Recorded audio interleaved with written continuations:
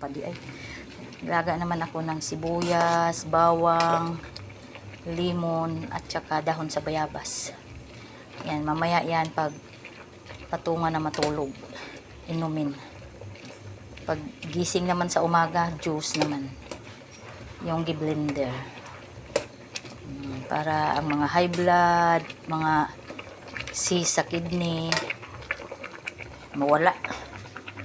Para way sakit, mag-herbal na lang tayo kasi mas maganda ang herbal kaysa mga gamot-gamot. Kasi si kagamot, hilisi naman ang imong kidney. Kidney naman ang mangyayari pag nag-maintenance ka. Tapos tanglad. O, yan. Ay tanglad. O. Tanglad, limon, luya, bawang, sibuyas, dahon sa bayabas. Ayan. Yan ang inumin bago matulog.